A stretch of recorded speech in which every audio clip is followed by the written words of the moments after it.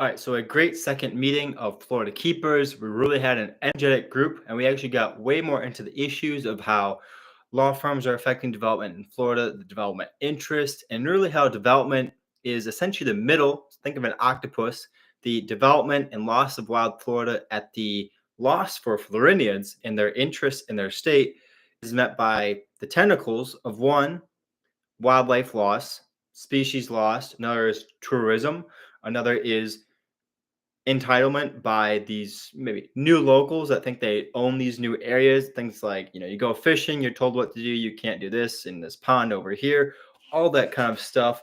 Also, the other one of essentially now we have an affordability problem. It's another tentacle. Another one would be HOAs, all this, community living that's affecting Florida. Another one is tourism could be hurt down the road, especially with, tourists come here, they want to see wild Florida and all that stuff. So that's for sure a problem.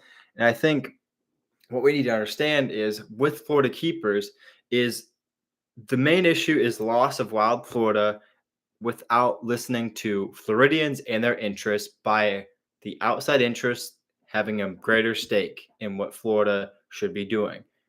And we're trying to change that by electing officials that will actually care about that. And by doing that, we have to put out the message of what's going on, whether it affects tourism, HOAs, affordability, wildlife loss, habitat loss, all this stuff, revealing how it's really working behind the scenes and the really big problem that's going on. Build big coalitions, build county chapters, build a movement where we can say, I don't care what your party is necessarily. I care, do you put Floridians first and their state first, which includes, and most Floridians, a resounding majority, include that being wild Florida. So that's the game. That's the movement. We had a great second meeting. The first meeting was just last week. And now not only is our social media growing, we're nearly well over at least 3,000 views on our stuff. We're over 1,300 followers on the Instagram page. We're really growing. We have a general chat of well over 120 people. We're moving that to a more isolated WhatsApp. We have all this stuff going on. It's really catching steam, and it's really just showing that we have Floridians, and this is actually kind of coming off of Senator Pizzo, who just was a Senate Majority Leader, the Senate Minority Leader, but like a top Florida Democrat as of last week. But he essentially went to the floor in the Senate and said, I've had enough with the parties. I've had enough with the political corruption. When I've served, I do it as a Floridian and for my constituents, not for my party. And he's seen what's going on. That's a big sign. And we want Florida keepers to grow. Also, what we've really talked about is how really for Florida, there's a development problem, but it's not just a development problem. It's that we're developing at a rate where we don't need to be developing. The things we're building are not for locals. The price does not show that in itself, unless you're a wealthy local. But the average local is not being, this is not being built necessarily for them, especially when they're taking, a big problem is they're taking a planned community or a community in general, a neighborhood that was meant for single houses, nice acreage, a nice open area, just nice, kind of suburban, but more rural suburban type of area. And now they want to take that, bulldoze it, and put in packed in homes, or they want to put in big, nice mansions with all these amenities. And it's truly, yes, it can be nice, and surely it's not bad to seek, housing for people, but this isn't the end goal for all this that's going on in Florida is not housing. It's something else entirely. And that's why when Floridians see this going on, they want to understand, make sure I look at the right camera. They want to understand that they don't have a party necessarily at their best interest. Well, the Republicans have been making many gains in Florida on the terms of policy, financial stuff, and putting Florida, first in a lot of ways where, Floridians can come here and make more money. They can be more protected, and they can have certainly their freedoms protected. But we're seeing so much lost to developers and to really outside interests. This is not people that live here that are selling the state out, and that's what's concerning. That's what needs to change. We have problems in our Fish and Wildlife Commission that was again, unfortunately, Rodney Barreto was appointed again to lead that. He's a developer. He's still a developer, and he's caught many times just saying, my first interest is money. not in those exact words, but essentially saying my priority is making money. And then he's still in charge of the Florida Fish and Wildlife Conservation Commission. Conservation is in the name of that organization. Then we also have groups like the Florida Department of Environmental Protection, which they either were hijacked or special interests got in there, stuff between the governor and some other interests. Essentially, last year, it proposed that we build amenities, facilities, golf courses, resorts on our state parks. Now, state parks are pretty obviously meant to be a state park, be a wild area. People go, right, have a nice picnic, have a nice trail hike. They go to the beach, all this great stuff.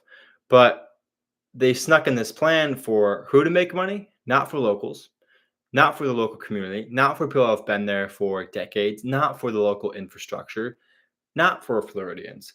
And that's another problem where we have Floridians. It's not just about the political system or the parties, necessarily about the political parties anymore. It's the fact that we don't have trust in our Department of Environmental Protection to protect the environment. We don't have trust in the Florida Fish and Wildlife Conservation Commission, at least the leaders.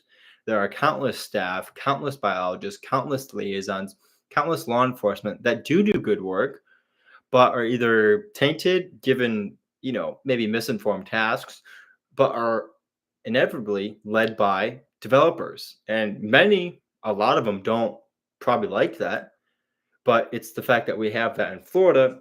And this is becoming one of the fastest growing issues, commonalities of Florida is bipartisan, or maybe a better word is just not partisan. It's just so blatantly obvious that we don't have a state where our wild is being protected. In Florida, this is why it's so big. We don't, Florida is the only, Florida is only Florida. It's the only place in the continental United States where we have the Everglades, where we have the Florida Keys, where we have the pine forests of the Panhandle, where we have the oyster fisheries up in mostly northwest Florida, where we have the scrub habitat, where we have all this stuff that's only in Florida. And because of this ecological uniqueness, you can't just replicate that. And it's also in Kansas. Oh, California has this too. Oh, you can just go to Michigan. It's up there. It's like, no, that's one of the things where we lose the wildlife and wild in Florida. We're not like, put it bluntly, we're not like Nebraska and Oklahoma that might have very similar environment types, and though valuable, there's more of it in that part of the country and the world. Florida, there's no other Florida in America, and there's no other Florida that is in this country. And then really this area that is so precious to the fisheries, to the wildlife, to recreation, to a way of life where people still come to Florida for the interest overall of being in the sun, the palm trees, the nice weather, see some wildlife, see the alligators, check out the Everglades. And even tourism, as I said before, that's starting to become an issue that's also impacted by this. It used to be, well, we need more things for tourists to live in, so let's just build, build, build. Now we even have many tourists. They come here, they've had, like it or not, they come down here and maybe they have their own favorite spot, or, they like going to this seafood spot. They like going to this certain beach, but now it's the parking is longer or you have to pay for it. The local shop is closed and it's replaced by some expensive boutique thing, which is hell.